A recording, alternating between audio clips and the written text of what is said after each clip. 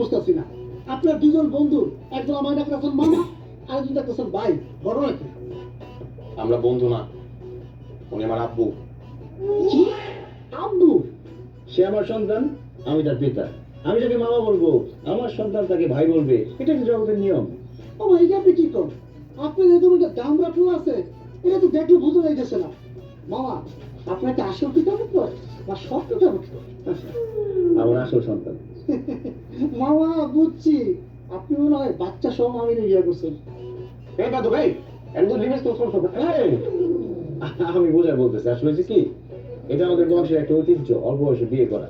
আমি অল্প বয়সে বিয়ে করছি, আমার বাবা অল্প বয়সে বিয়ে করছে, তার বাবা, তার বাবা, তার বাবা, এভাবে আমাদের অনেক প্রজন্ম অল্প বয়সে বিয়ে করছে, তাই আমরা অল্প বয়সে বাবা হয়েছি। মানুষ কনফিউজ হয়ে যায়, মানুষ যে বন্ধু। মামা, ছোটবেলায় আমি একবার পিতা পুত্রের বয়সের অঙ্ক করছিলাম।